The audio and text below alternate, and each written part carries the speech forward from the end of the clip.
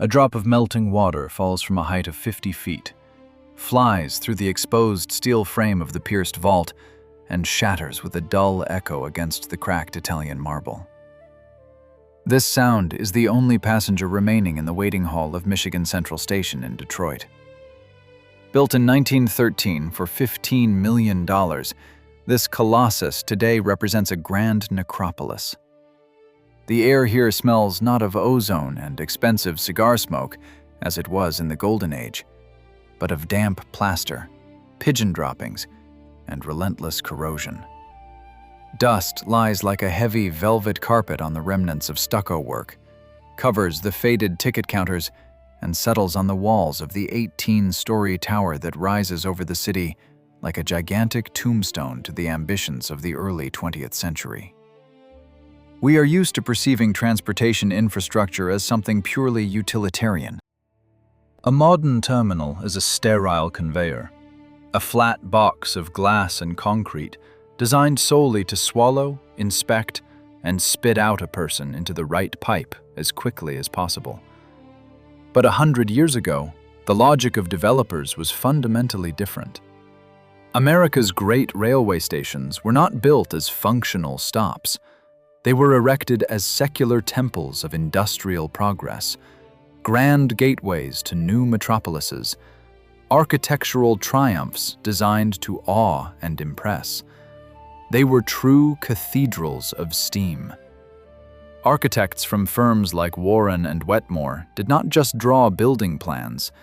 They designed sets for an imperial spectacle, where the locomotive was the main actor, and the materials were millions of bricks and thousands of tons of top-grade steel. Look at these cyclopean arches, at these vaults built using the Guastavino technique. Terracotta tiles, woven into intricate, self-supporting structures, allowed covering vast spaces without a single supporting column. Engineering aesthetics here inseparably merged with the greed of monopolies. Space was deliberately made excessive. No one needs a waiting hall with ceilings over 100 feet high just to wait for a train. But it was absolutely necessary to instill in every entering mortal a reverent awe before the power of the railroad corporations of the United States of America. Precious stone and wrought steel were meant to scream about the eternity of capital. It is precisely here that the greatest historical irony lies, the bitter macroeconomic paradox that permeates the very essence of American urbanism. The nation built its most majestic, most expensive, and technologically complex monuments for an industry that it itself coldly decided to destroy less than half a century later. Architecture designed for millennia of use proved functionally dead within a few decades. This was not a natural death from old age. This was a brutal, planned murder committed by the cold asphalt of interstate highways and the sky streaked with contrails from commercial aviation. When you stand in the midst of the ruined Buffalo Central Terminal, built in 1929 also for $15 million, you physically feel this paralyzing abandonment.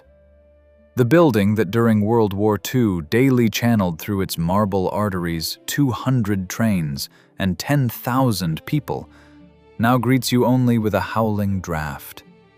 The capillaries of the tracks have dried up. The bloodstream of the transportation empire has been ruthlessly severed.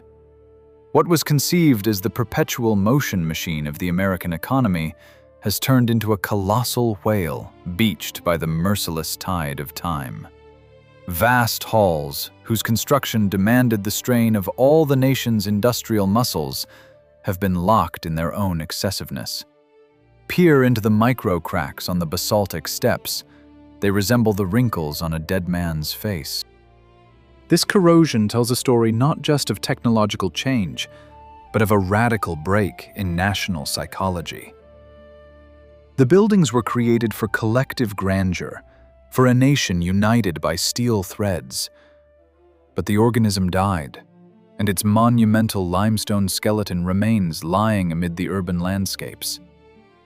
Monumentality which once symbolized absolute corporate power, became their curse, turning the greatest cathedrals of steam into the most beautiful and most meaningless ghosts on the planet.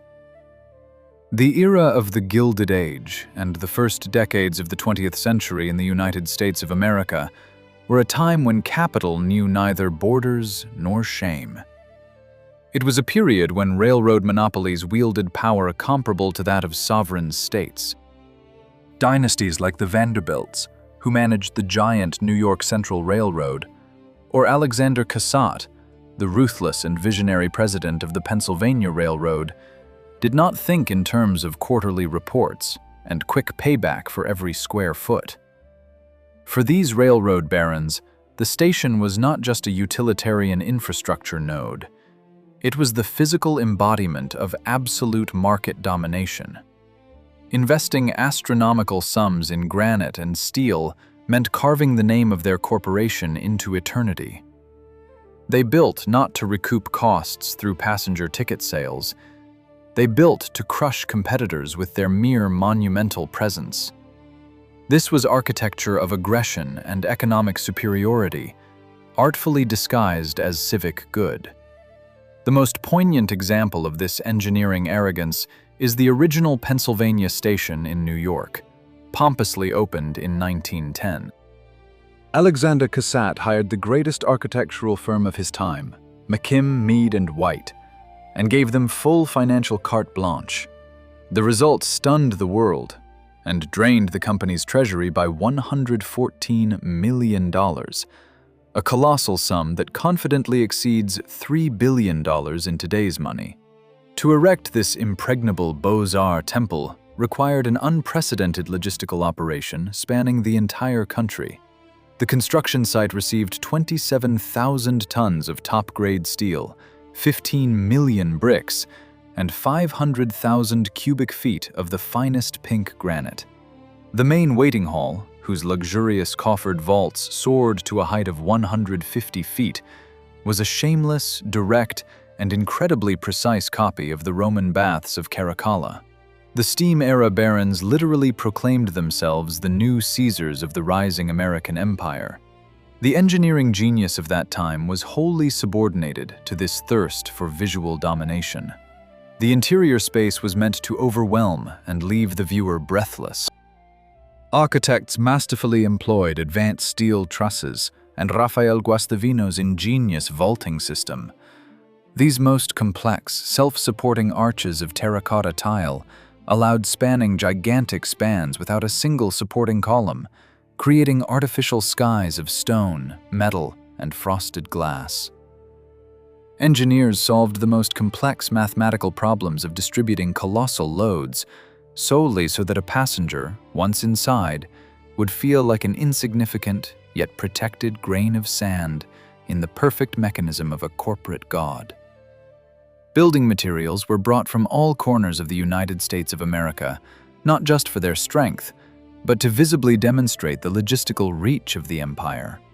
Marble from Tennessee, granite from Massachusetts, steel from Pennsylvania. All of this was assembled at one point, forming a flawless, overwhelming symphony of engineering art.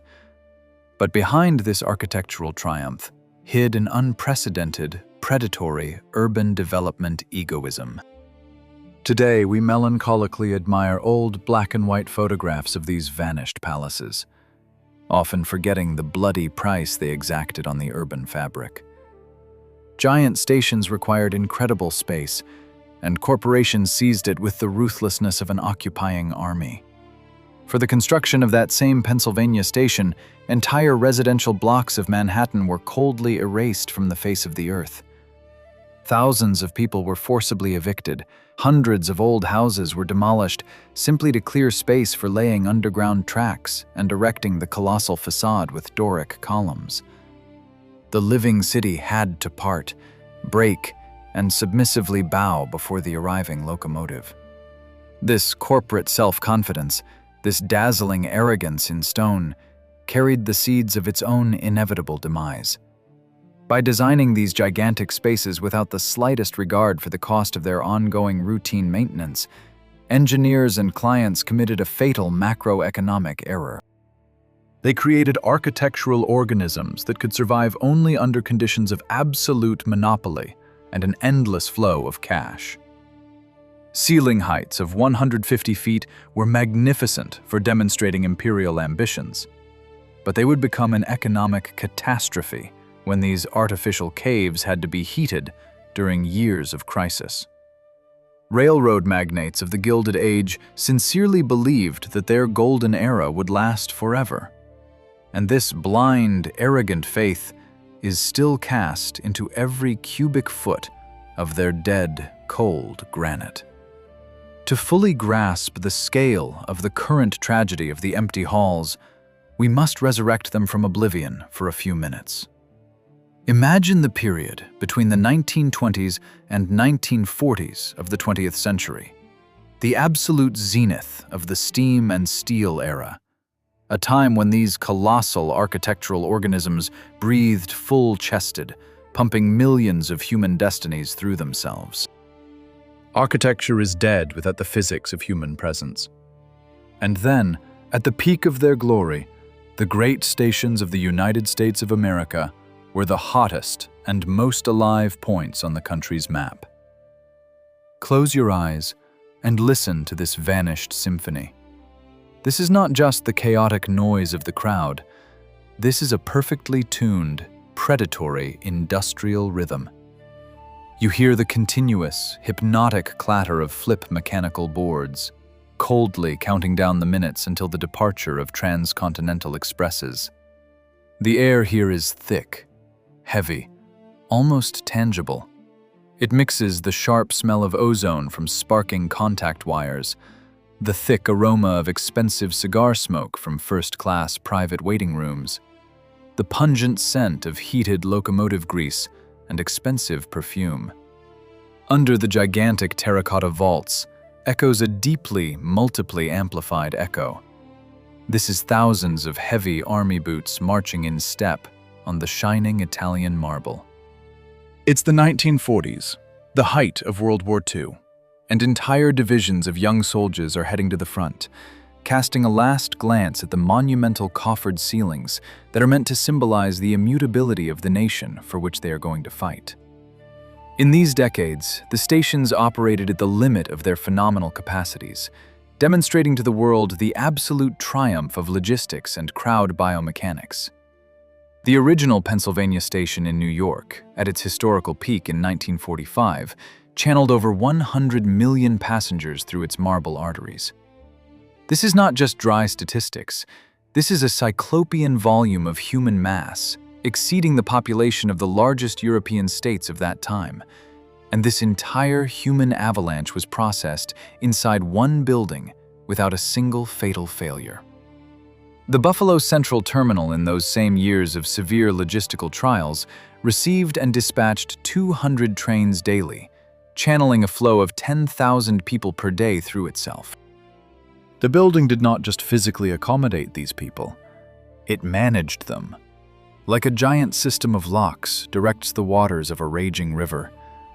Ticket counters, platforms, perrons, everything was calculated with ruthless mathematical precision, so as not to slow down the blood circulation of this transportation empire for even a second.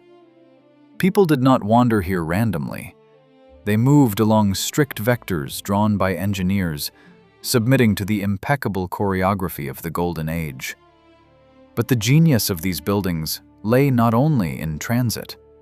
The station of the classical monopolistic capitalism era was an absolutely autonomous microcosm, a city within a city, a complex multi-level ecosystem where time was sold and bought.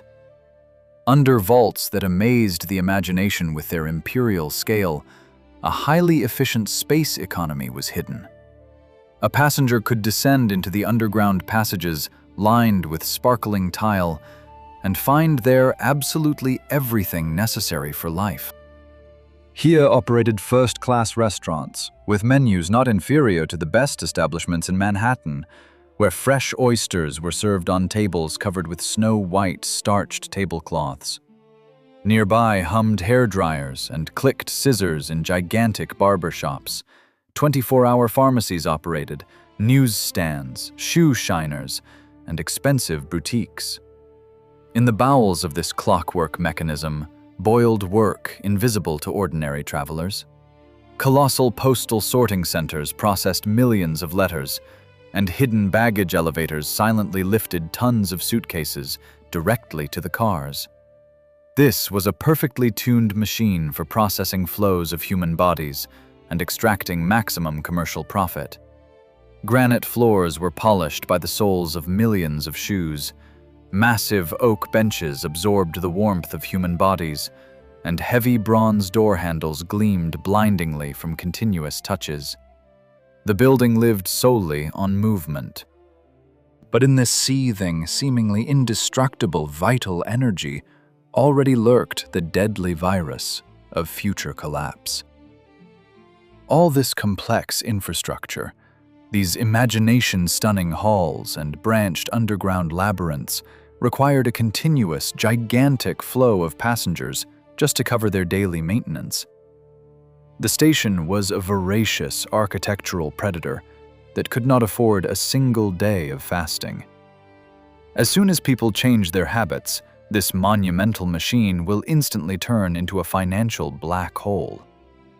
The warmth of the crowd that warmed these gigantic spaces will disappear, leaving behind only the deathly cold of stone.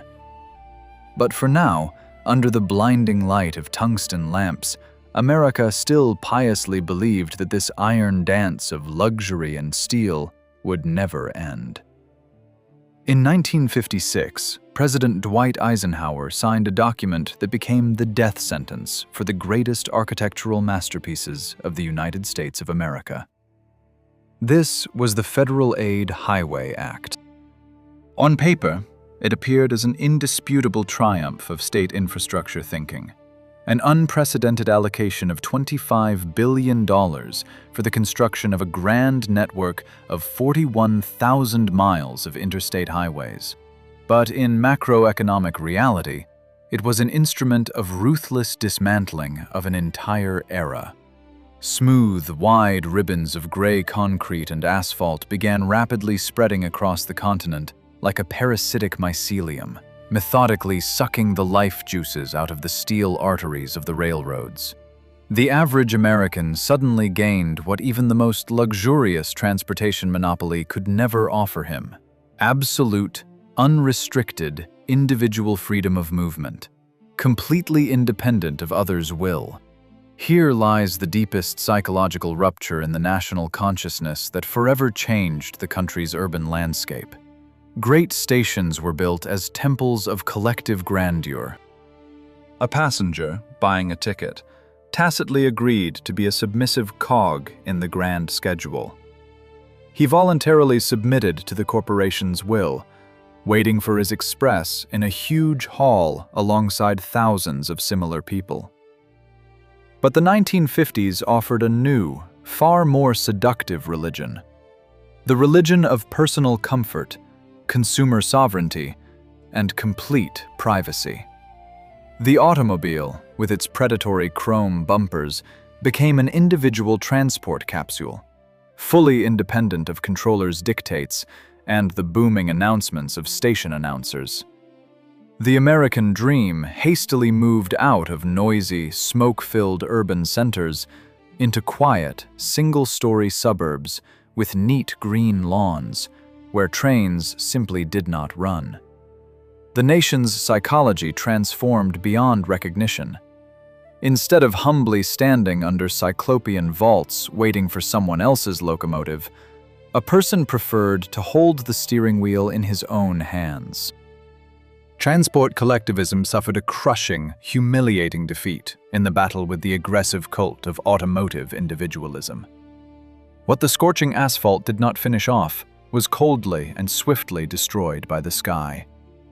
In 1958, the first mass passenger airliner, the Boeing 707, triumphantly entered commercial service.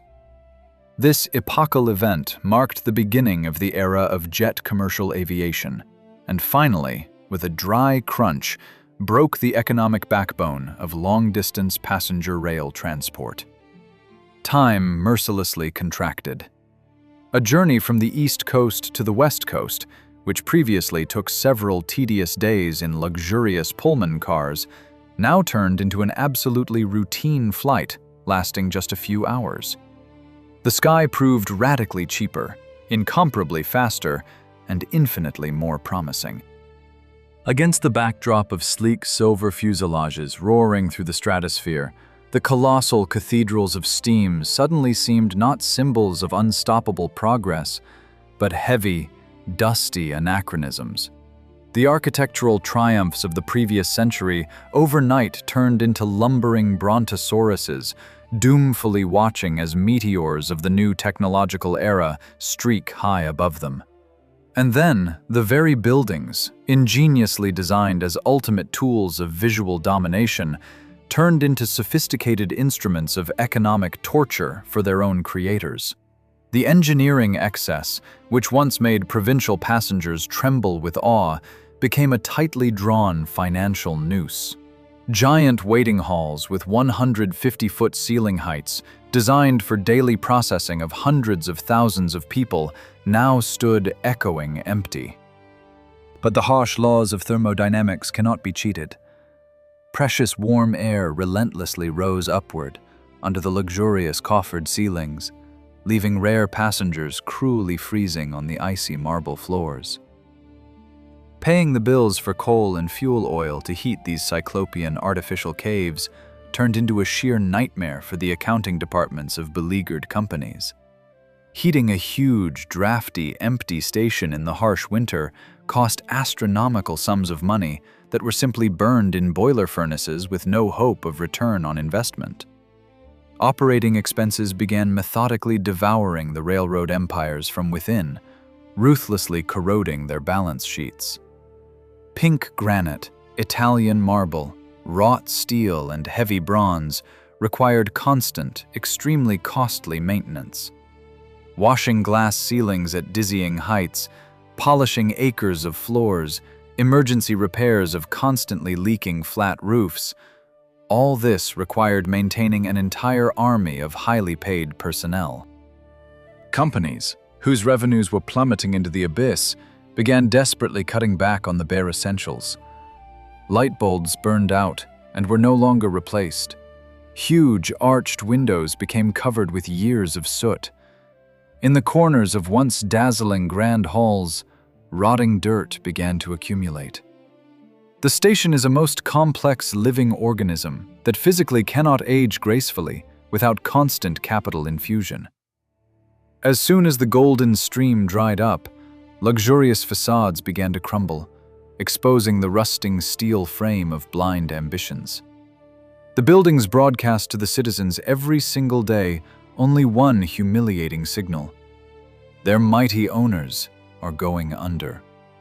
This was a painful death from architectural obesity in a harsh era when only the fast, flexible, and light survived.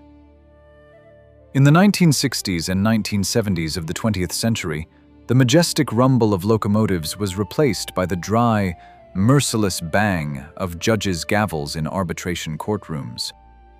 The era of monopolies ended in a catastrophic, inglorious agony. The largest railroad corporations of the United States of America began collapsing one after another, like colossuses with feet of clay, dragging their architectural masterpieces into oblivion with them. An attempt to save the situation led to long-time, irreconcilable enemies, the New York Central Railroad of the Vanderbilt dynasty and the Pennsylvania Railroad, being forced to merge into the Penn Central Corporation. But this merger was like trying to tie two drowning men together. It only accelerated the inevitable catastrophe. In 1970, Penn Central declared the largest corporate bankruptcy in the country's history at that time. To avoid leaving the nation completely without passenger rail service, the government had to intervene urgently. In 1971, the state corporation Amtrak was created, which took the dying transport flows onto its balance sheet, becoming a sort of hospice for the industry that once dictated terms to presidents. But Amtrak had neither the money nor the desire to maintain gigantic, unprofitable palaces, and the buildings were left to the mercy of fate. It was at this time that an event occurred that forever changed Americans' attitude toward their urban environment, an event that became the culmination of the architectural tragedy. In 1963, the cold-blooded, methodical demolition of the original Pennsylvania station in New York began. This was the greatest urban planning crime of the century. The masterpiece of the firm McKim, Mead and White, whose vaults copied the Baths of Caracalla, the building that cost $114 million, or more than $3 billion in today's money, was barbarically demolished for the banal extraction of profit from the freed land plot. Monumental columns of pink granite were smashed with jackhammers. Elegant statues were thrown into the mud, and debris was hauled to a dump in the New Jersey marshes. New Yorkers watched in horror as the symbol of their imperial might turned into dust and construction waste, simply so that a faceless, absolutely utilitarian office complex and sports arena could be built in its place. Art historians screamed in rage, but the bulldozers paid no attention to the tears. This visual slaughter showed the whole world: in America, nothing is sacred in the face of corporate accounting. If a building stops generating profit, it is demolished, even if it is an absolute architectural masterpiece. This trauma, however, became a legal turning point in the history of American urbanism. The death of Pennsylvania Station shook society so deeply that it provoked a tectonic shift in legislation. Citizens suddenly realized that if they did not intervene immediately, corporations would grind the entire historical memory of the nation to dust. As a result of this painful reaction, in 1965, the New York City Landmarks Preservation Law was enacted, which, for the first time in history, gave the city a real legal tool to protect historic buildings from demolition.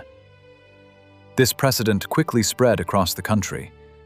10 years later, when another great masterpiece, the Grand Central Terminal, faced the threat of destruction for the construction of a giant office skyscraper on its roof, the Supreme Court of the United States of America stood to defend the building. Heritage protection laws won a historic victory. The bulldozers were stopped. But in this victory lurked a monstrous, cruel irony that determined the fate of most other great stations in the country. Yes, the legal status of a historic landmark saved these cyclopean buildings from physical destruction. They could no longer be legally demolished, dismantled into bricks, or blown up. But this very status locked them in a hopeless, death trap. The state told the bankrupt owners, "You have no right to destroy this building," but forgot to add, "And here is the money for its maintenance." Stations in Detroit, Buffalo, and many other cities ended up in limbo. They turned into sacred cows that cannot be killed, but have nothing to feed. Landmark protection laws, born from a noble impulse to save beauty, in reality doomed these colossal structures to slow, agonizing, and humiliating decay. They became untouchable ruins, protected by paper decrees, but absolutely defenseless against rains, temperature fluctuations, and ruthless vandalism. It suddenly became clear that saving the facade from a wrecking ball is not even half the battle. The real problem is what to do with the gigantic, icy, crumbling space when life permanently leaves it. And America turned out to be absolutely unprepared to answer this economic challenge. Today we witness the final act of this urban planning drama unfolding in the merciless reality of the economy of emptiness. Great stations found themselves locked in the most cynical of all possible legal limbos. After society realized the value of its architectural heritage, the state assigned these buildings the status of untouchable historic landmarks. But this noble goal issued them a sophisticated economic death sentence. Appreciate the full scale of this absurdity. The building is categorically forbidden to demolish because it is national heritage, but it is physically impossible to maintain because it is pure financial suicide. Laws reliably protect Italian terracotta and pink granite from wrecking ball strikes, but they are absolutely powerless against gravity, wind erosion, and merciless winters. Giant property taxes, the astronomical cost of even minimal standby heating, and constantly leaking vaults turned these once priceless structures into super-toxic assets. Owning such a station today means methodically burning one's own capital in the furnace of time, doomfully watching as nature, inch by inch, reclaims space from concrete and steel. To the layperson, distant from complex engineering and ruthless macroeconomics, it often seems that salvation lies on the surface. Why not just gentrify these cyclopean halls? Turn them into modern offices, a luxurious boutique hotel, or a trendy shopping center. But here, naive romantic illusions shatter with a deafening crack against the harsh physics of the buildings and strict modern building codes. Why can't we just put in desks and let tenants in? First of all, the catastrophic acoustics. Spaces, ingeniously designed for multiple amplification of the noise of footsteps from a multi-thousand crowd, and booming announcements from announcers, turn any modern office into an unbearable acoustic hell. Sound chaotically bounces off the hard stone, creating continuous echo that makes normal work impossible. Secondly, critical shortage of natural light. The massive, truly imperial proportions of the structures mean that sunlight never penetrates their deep interiors. Tens of thousands of square feet remain in eternal, deaf twilight, absolutely unsuitable for either housing or commerce without expensive, round-the-clock artificial lighting. But the heaviest nail in the coffin of any commercial revitalization is hammered by modern fire safety codes. How do you plan to ensure effective smoke extraction, zoning, and ventilation in a single open space with a ceiling height of 150 feet? Installing modern HVAC and fire suppression systems in an architectural landmark where the law strictly prohibits drilling historic vaults or altering the original facade requires engineering miracles whose cost is comparable to building a new glass skyscraper from scratch. Add to this the main pain of any industrial giant, colossal flat roofs whose area is measured in acres.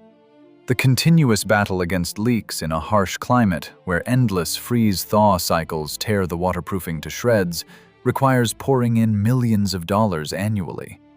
Developers arriving with stars in their eyes instantly sober up as soon as their auditors glance at the estimate for basic preservation.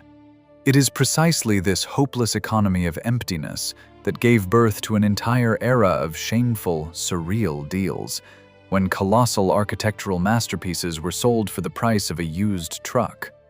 The most poignant and outrageous example is the Buffalo Central Terminal.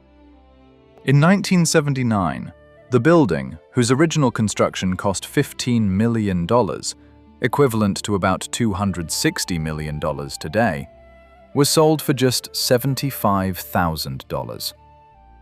The private investor did not buy a station. He bought, for next to nothing, the right to its legal looting. Over the years of bankrupt owners changing hands, everything of even the slightest market value was ruthlessly ripped out of the terminal. Miles of copper wiring, heavy brass railings, decorative marble slabs. The building passed from one debtor to another like a contagious disease.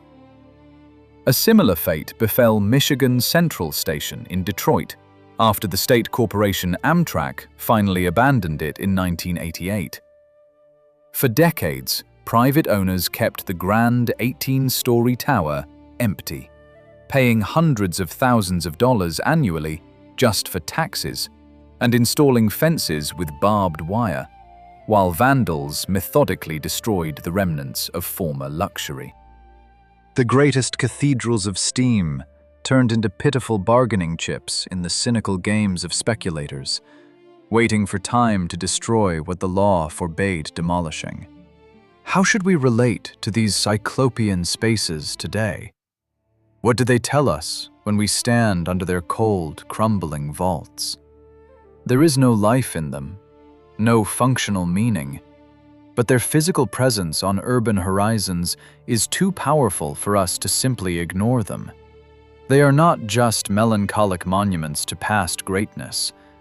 They are real, heavy granite tombstones of the transportation system that the nation voluntarily, coldly, and irrevocably lost. They stand as a reproachful reminder that architecture is not just a sum of bricks, steel, and engineering calculations. Architecture is the physical embodiment of ambitions, a social contract frozen in stone. And when this contract is broken, when society exchanges the collective rumble of the train for the isolated hum of the car engine, architecture dies. A building deprived of its original meaning ceases to be an organism and turns into a fossilized skeleton. Here we encounter a deep philosophical paradox of heritage that makes us doubt the very concept of preservation. Sometimes the stubborn desire to preserve the facade is just an attempt to mummify a corpse. We declare buildings untouchable. We hang plaques on them with proud words, "historic landmark," but we refuse to admit that life has left them forever. This is a form of cultural denial. We cling to the form because we fear to acknowledge the death of the content. In this context, the legal trap in which America's great stations found themselves looks not like a random misunderstanding, but a logical result of our own hypocrisy. We want to see the beauty of imperial scale, but we are absolutely unwilling to pay for its heating and maintenance. We want to admire the cathedrals of steam, but we prefer to drive to them in personal SUVs. This cognitive dissonance is what slowly corrodes the Italian marble and tears the steel trusses to shreds. The corrosion we see on the walls is the physical reflection of the corrosion of our collective memory. But perhaps it is precisely in this abandonment, in this slow, almost solemn agony, that their true, final beauty is hidden. Look at these crumbling, coffered ceilings, at these rusted structural spans through which dim light filters. There is a frightening, monumental honesty in them. Unlike modern, faceless transport hubs built to be as inconspicuous and easily replaceable as possible, these buildings resist oblivion with all their incredible mass. They do not fade away quietly. They remain towering over degrading neighborhoods, defying time, economy, and common sense. They are a testament to an era when people sincerely believed they could build for millennia, and, at the same time, a testament to how quickly these millennial plans can change. Leave the romance. No gentrification will return to them that aggressive, pulsating life that seethed here in the 1920s. Even if we find billions of dollars to glaze all the broken windows, restore every shattered terracotta tile, and turn these halls into sterile office campuses, we will not resurrect their soul. They were created for locomotives, for the smell of ozone, and for million-strong crowds united by the schedule. Without this, they are just very expensive decorations. Architecture lives, breathes, and has meaning only when it contains genuine, tangible purpose. And when that purpose irretrievably departs, scorched by highway asphalt and torn by the roar of jet turbines, the most majestic, ambitious, and expensive cathedrals on the planet turn into the most beautiful ghosts. And perhaps the best thing we can do for them is simply to stand in silence, listen to the echo of dripping water, and honestly admit their time has passed.